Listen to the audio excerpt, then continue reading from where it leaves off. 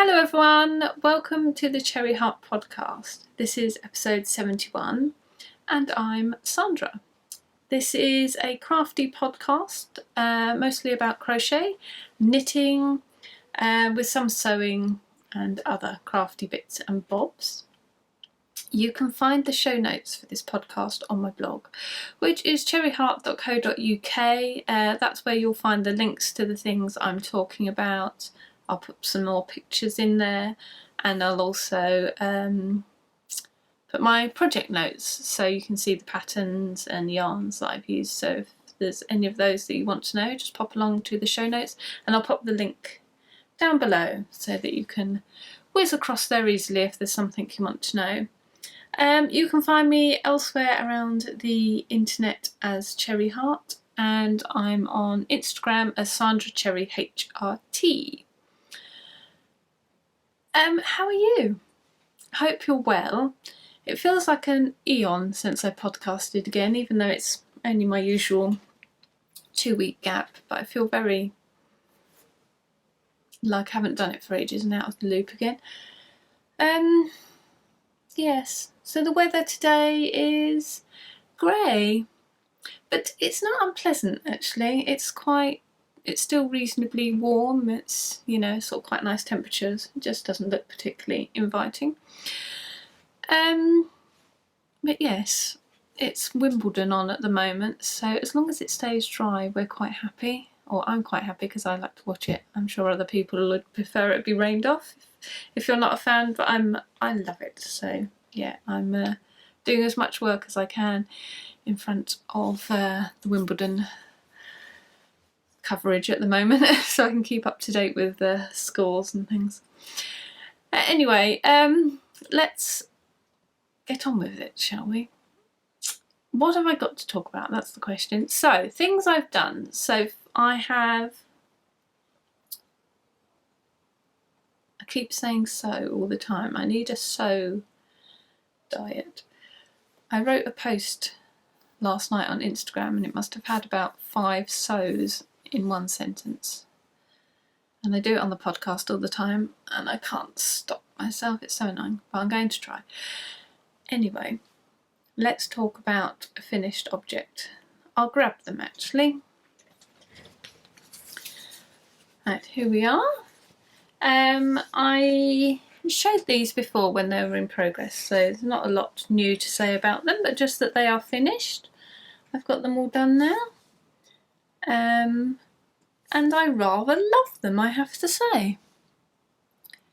They're quite pretty and they're sort of colours that I haven't got many socks in. There's not much of the sort of greens or blues in my sock drawer. So I thought it'd be quite nice to, sort of try and balance that out a bit. But yeah, I'm really happy with how these turned out. Yeah, I've talked about the yarn and everything before, so I won't go into all of that again. But I'll pop it in, in show notes if you do want to know. It'll all be there. But yeah, really happy with those. Really happy to get those finished. And I got a question about how I weave in my ends, because these aren't self-striping socks. These are all different minis that I've used. So I've done a little video. I was going to try and show you the ends, but I don't think you can see from here. They're woven in, so what are you going to see? Nothing. That's pointless. Yeah, I did a little video just showing how I weave them in. It's quite simple, but just thought I'd pop that up since I had the question. But yeah, I find they weave in quite nicely, and you can't really even tell with these, with it sort of being slightly variegated yarn, you can't even tell where the sort of stripe change sort of takes place, really. That's quite cool. Yes, so they're finished. I don't think I've finished anything else. No, don't think so.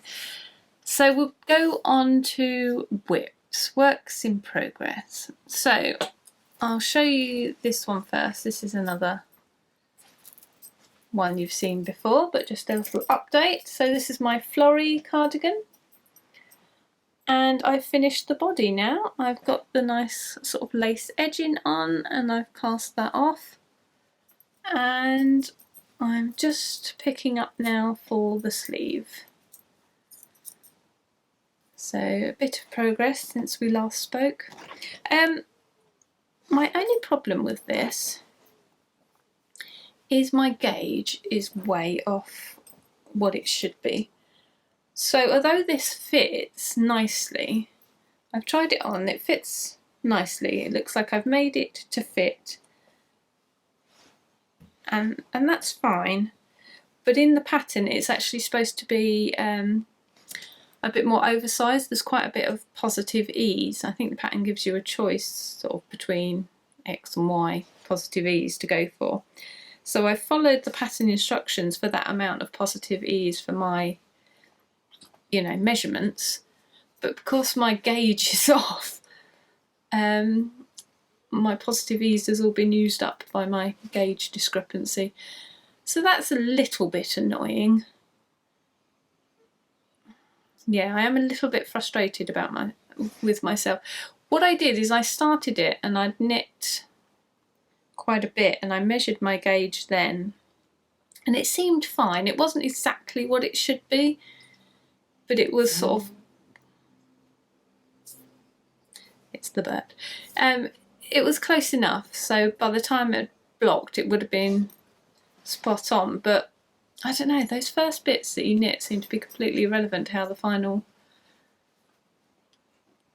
sort of knit goes, if you know what I mean, like once you relax into it, I suppose. I don't know, because I felt very relaxed making this. I've loved making it, so it's not been like I've been stressed or tensed in any way. But so you would think if anything my gauge would have loosened because I was so relaxed making it, but it hasn't. It seems to have tightened up. So yeah, little bit of annoyance there, but on the other hand it does fit, so it's not like I've got to start again and it's completely wasted or anything. And I have still got to block it yet, so it will grow a little bit more when it blocks. But yes, it's just the continuing problems I seem to have with gauge. I did add, because the other thing I did, because I'm a bit of an idiot, is I knit down here and it said to knit to a certain length and then start the lace, which I did. And somewhere around here I thought, oh well, I'll try it on before to make sure I've got a reasonable length before I do the lace. And did I do that when I got to it? No, I went down to here, measured it, thought, oh yeah, that's lovely, I'll start the lace. So I got to about here on the lace and thought, oh, you know what, I haven't tried it on. So I tried it on, and yeah, that's when I thought, oh, this is coming off a bit smaller than it's supposed to. I've gone wrong here. So yeah, so I've added 2 rows of the lace repeat just to sort of get it to a little bit more of a length that I'm happy with. But yeah, the length is good now. It's just the sort of width really where my gauges mess things up.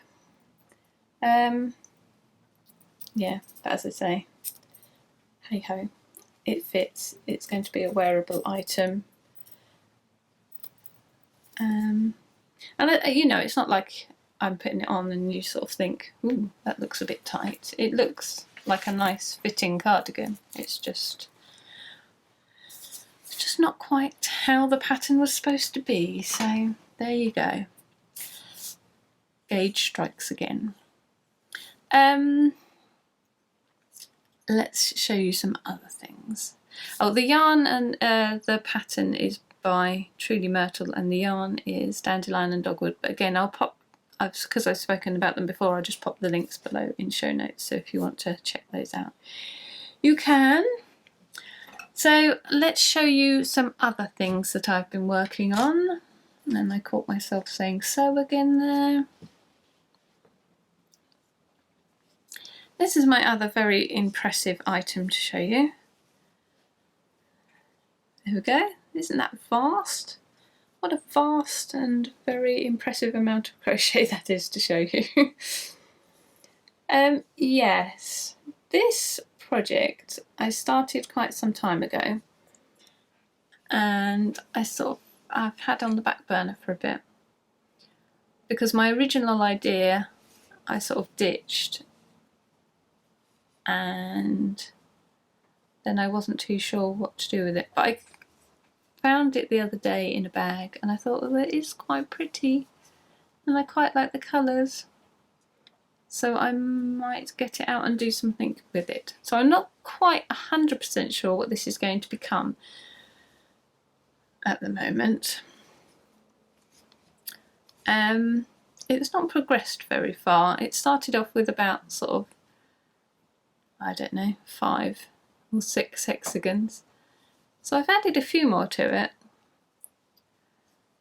But yeah, it's not moving very quickly. I've got some other sort of scraps and things that I want to put into it, and some minis and things. Yeah, don't really know what to say about it. I think my current thoughts are it could be a cushion cover. So I was thinking, so if I had a square cushion, I could do like maybe a third in these hexagons so that it wasn't the whole cushion cover, so it wasn't too arduous, but maybe like a third, and then like a plain bit to the side, because I had a sewn cushion like that. So I did English paper piecing and did some hexagons down one side, and then I had a sort of plain bit with a like little lace edging and a kind of little bee motif on the plain bit. So I quite like the idea of doing something like that again, because that cushion is no more. It sort of gave up the ghost and needs replacing. So yeah, I thought maybe like a crochet version. I don't know quite how I'd do the bee, but it doesn't have to be an exact replica anyway, does it? But yeah, that's my thinking. Maybe I'll just do sort of enough for a bit of a cushion cover and then do something slightly speedier off the edge. But yes, there you go. So the yarns for this one is just various different minis and scraps I've got left over, so I don't know what most of them are really. But yeah. So that's a sort of very slow, limping along gradually type of project. I'd literally add like maybe a hexagon or two every now and then. So I don't know how quickly that's going to get anywhere. And then the other thing that's sort of been diverting my attention a bit from the hexagons is hanger covers. So that hanger up there, I spoke about these a couple of podcasts ago because I got a question about the patterns for them. Have I got another one actually? Yeah, 1 second. So that one over there is a pattern I got out of a Japanese crochet book, and then I also have these ones, which is a pattern that I came up with and I've got published. You know, the pattern is available to purchase. Yeah, so I wanted to make some more. They look really nice with the sort of crochet bits hanging on them. They're really pretty, I quite like them, and they're sort of nice in the wardrobe, and also the wool is quite good for sort of keeping the clothes on, so they actually work quite nicely as well. I use sort of 100% wool to make mine, so then it's a bit more grippy. I don't think you want anything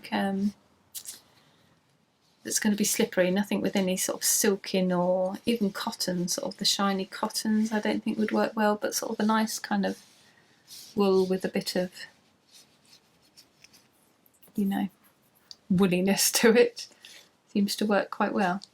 Yeah, so I wanted to make some more of those, is the short story. So I have. So let's show you a couple that I've been working on. So this was the first one that I made with these little hearts on the bottom, and I wanted to add some I'm going to add some hearts in the middle as well, I think. I've got some slightly bigger ones that I've made. So I think I'll sort of add those to the middle bit. That might look quite pretty. Yeah, I'll put them on there somehow. And I've got another one of those in a different colour. This one might be my favourite. So cute. The pinks and mustards. I love the pink and the mustard.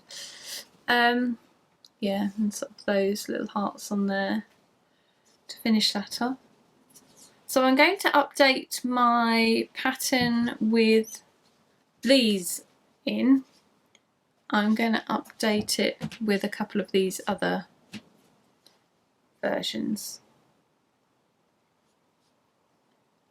So if you've already brought, because I spoke about this a while ago, so if you already brought the pattern, you'll get the update for free. Yeah, because I'm nice like that.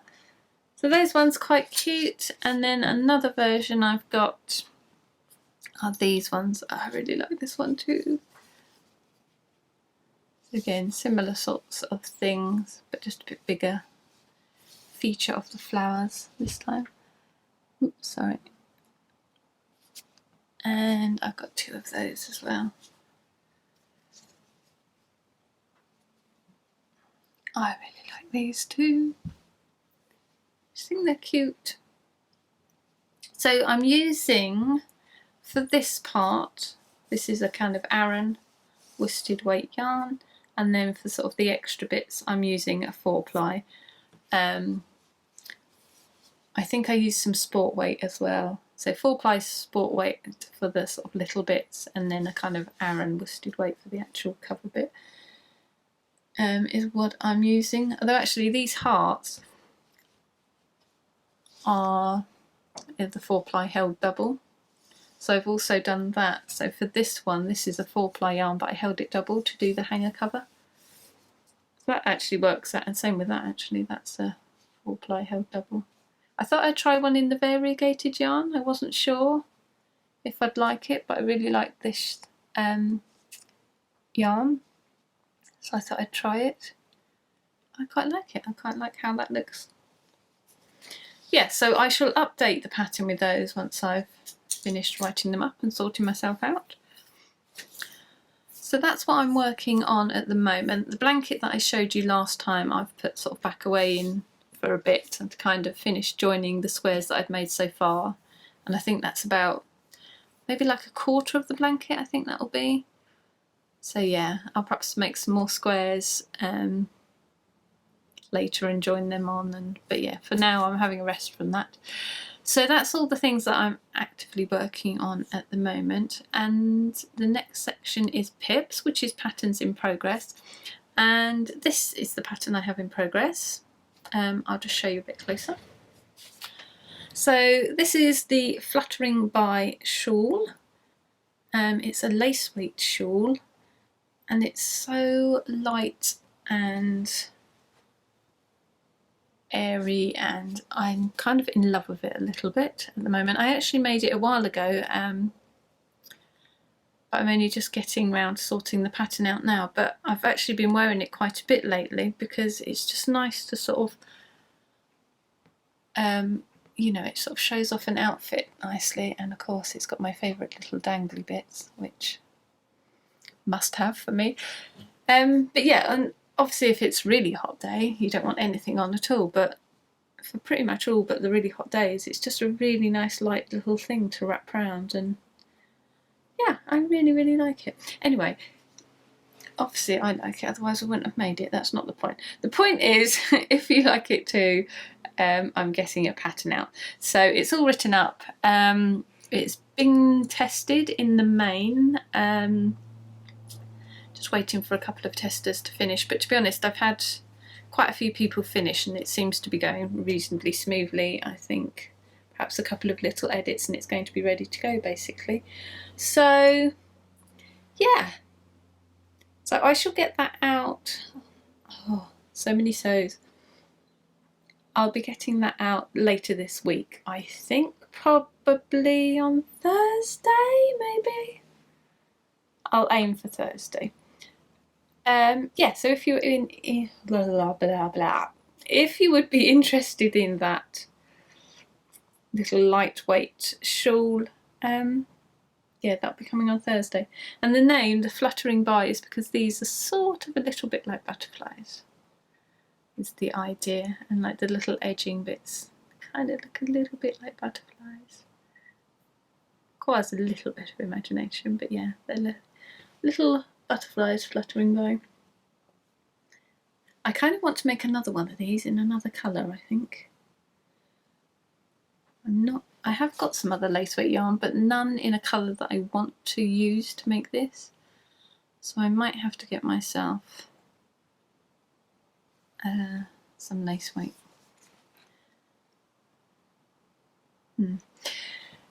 I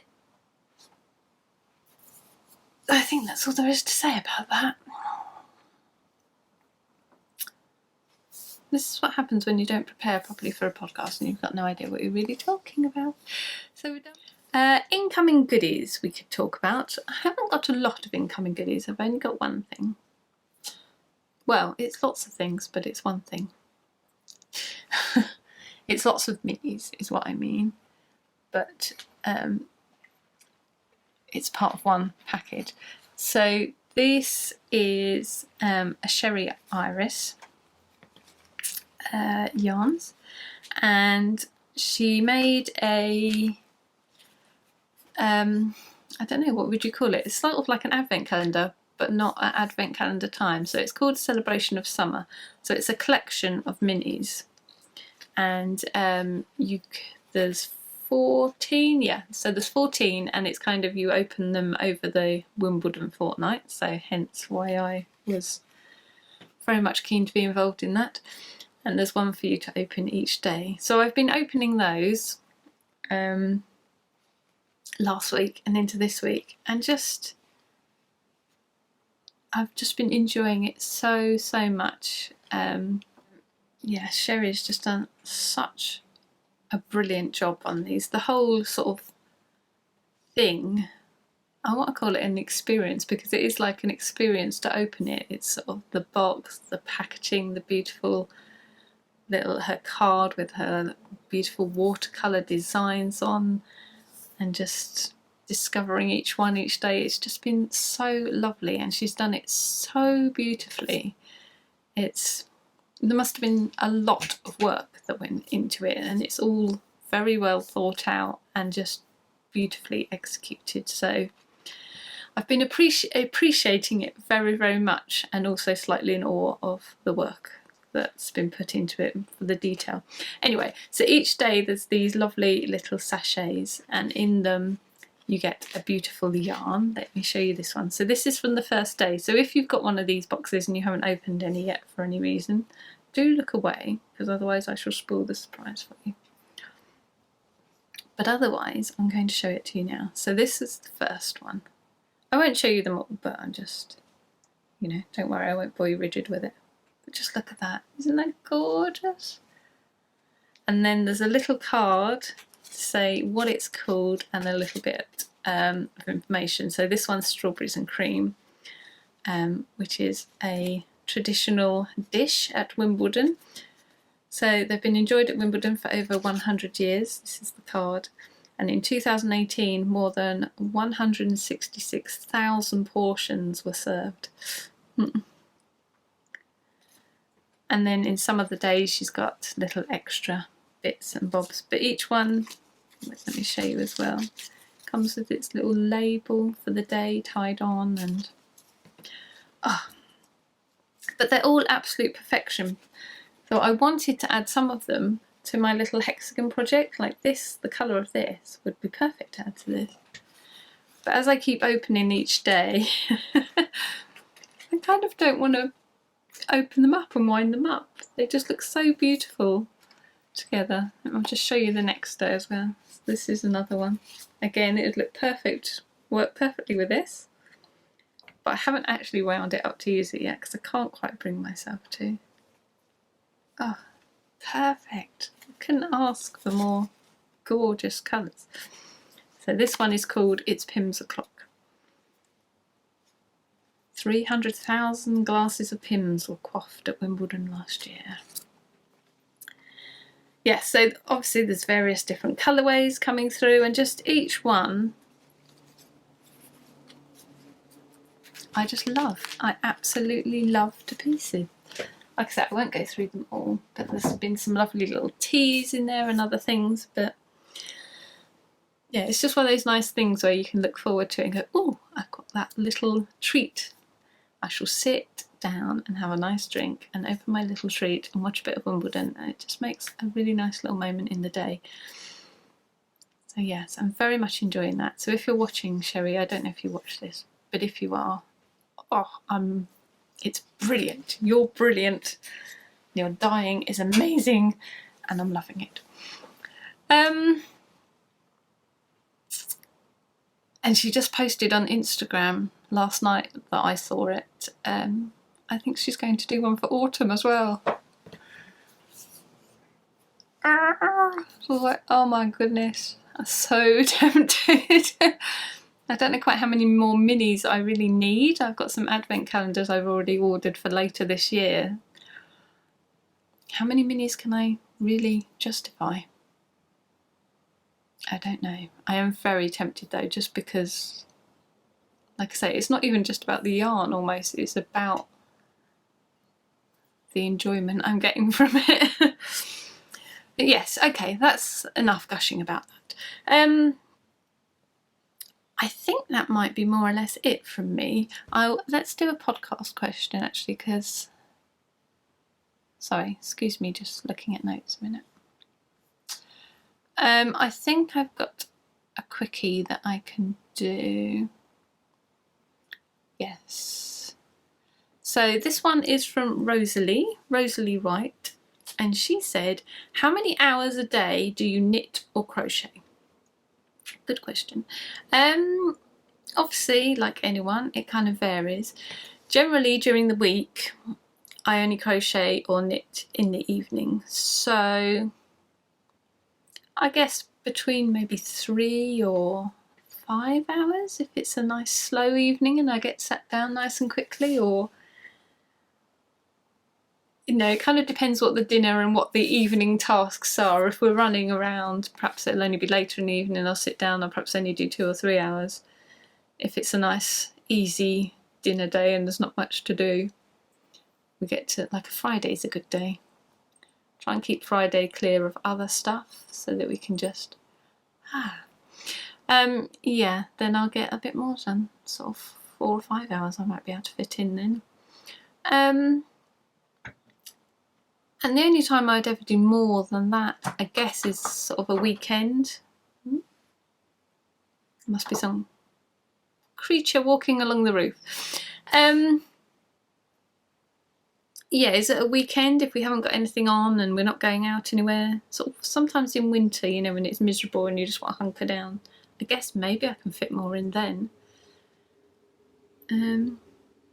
Yeah. I would say that's sort of about what I do. I would say that I do something pretty much every single day. More or less. It's a strange day if I haven't done anything at all anyway. It does sometimes happen, but normally only when we're away on holiday. Occasionally I do though. Occasionally I sort of, you know, we all have these sort of little slumps, don't we, and just the mood doesn't take you. It's quite rare though. And I'm going to answer another question actually, because I saw this and it kind of relates, I think, quite nicely. And this one's from Cottage Keeper. It says, I was wondering if you ever get hand or arm fatigue with crocheting. Sometimes my arms ache terribly. And there's 2 parts to this. I'm going to come back to that. So that first part though, generally no, I don't. I did have an incident a couple of years ago where I was working on something. I can't remember what it was. I think I was doing sewing actually at the same time, and then when I was crocheting it was making my arm ache right up the top here. I seem to get it. And because I think I was crocheting with some really stiff cotton as well, and it was sort of, I can't think what on earth it would have been I was making. But I did sort of at first I thought I'd done something to it and I didn't really notice, and then I realised I sort of was doing this sewing with big arm, pulling the thread through moments, and this really tough cotton, and I thought maybe it's that. So I kind of laid off for a bit and it was fine.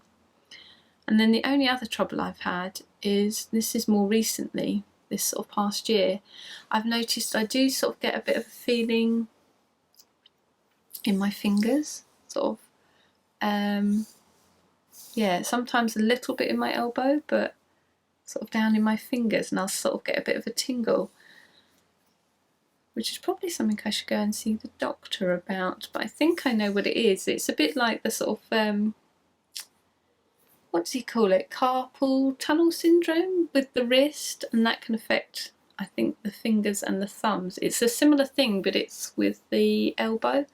I can't remember what they call it. Cubital, possibly? Cubital tunnel syndrome? It's basically the same idea. There's a bit in your elbow somewhere where the nerve is quite sort of tight, where the nerve goes through. So if that gets used a lot and it gets swollen and inflamed, it puts pressure on the nerve, and it's the nerve that connects to these fingers though, and it makes those sort of tingle. So I have occasionally had that. So yeah, I've started to be a lot more careful about how much I'm crocheting, and certainly in one sitting anyway. And also I'm a bit more wary of sort of like the harder yarns, like cotton I sometimes struggle a bit with, like I said, and I think that's probably pretty much all that I find really hard to crochet. I wouldn't want to, or knit, come to that. I don't seem to have the same problem with knitting. It does seem to be more of a crochet thing. But yeah, so I'd kind of, that's why I quite like to have a knitting and a crochet thing on the go, so I can kind of swap between. And I've got a lot more careful about sort of how much I do in one sitting as well. I don't know, you've probably heard, as I've heard on various things, they sort of say to not do too much sitting in one place at one time, and with knitting and crochet as well, to not just sit and do it for hours and hours. So I generally find I don't get much chance to just sit for hours and hours. There's always some sort of reason why I have to get up and do something at some point, at least briefly. So I do find I'm kind of up and down quite a bit anyway, which kind of helps take a break. But yeah, I do sort of, since that's happened a couple of times, most of the time it's not there, but it's just happened a couple of times, I am a bit more careful about making sure I mix things up and don't just sort of sit there and, you know, give in to that temptation of just sitting there and just crocheting all day. There have been Sundays where I've sort of, you know, barely done much else. Lovely days. But yeah, probably not that great to be doing very often, so once in a while you can get away with. But yeah, I think it's a common problem, isn't it, that sort of some kind of repetitive strain or aching or similar sort of injury. I know my nan had some sort of shoulder injury, well, not injury, but complaint, where she would have to rest and not knit. What was it called? I can't remember, but yeah, it was her shoulder that bothered her. So yeah, I think you have to sort of be a bit careful, don't you, sometimes, to sort of make sure you can, what's the word, preserve your kind of, your knitting lifespan, if you like, so not sort of being too intense. You know, that can be the thing with, you know, if you're sort of knitting or crocheting something to a deadline, it can be quite intense sometimes. I try, well, I pretty much do completely avoid that kind of thing now, because, you know, I can't be doing with it. But certainly, if, you know, there were a few years ago where there would be things that needed sort of deadlines, and there'd be quite tight deadlines, so you would have to kind of get on with it a bit. So yeah, it can be an occupational hazard, I suppose, but definitely worth being sensible with it, even if you, it's a preventative thing, isn't it? I think that's the thing, you don't think about it until you start to get an issue quite often, but actually you're better to sort of,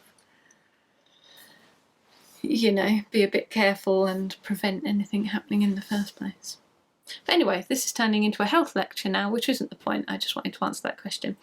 So I will leave it there. And Cottage Keeper, if you are watching, I don't know your actual name. I'm sorry, I've just got the little screen capture of your question, so I didn't lose it. I know you've got another part to your question, so I will answer that hopefully next time, so that this doesn't get too long. But yeah, I'll leave it there for now. Summer holidays are coming. They are fast approaching. There's only a few weeks of term time left. So I don't know how much podcasting there will be soon. I want to do another one before I sort of sign off for summer. But yeah, whether that will be... I don't know exactly when that'll be. Never mind, it will come up in your YouTube subscriptions if you subscribe, and you'll find out that way, and it's all fine, so I don't even need to talk about it. Yes, waffling. So yes, look out for the fluttering by pattern if you're interested in that. I shall, oh, I've got a funny accent there. I shall pop it up on the blog. So if you follow the blog, or if you'd like to subscribe to that, you'll see it there. And obviously I shall pop it on Instagram as well. So you shall see it there too if you're on there. I think it probably goes to Facebook and things as well, but I don't really find myself on Facebook barely at all these days. But you know, it will be there if that's where you get your information. You might be able to find it that way as well. Right, I'm going to definitely stop talking now and leave you to get on with your lives. Thank you so much for watching. Thank you for sticking with me if you've made it this far, and I hope you've enjoyed it if you've stayed this long, and I shall see you next time.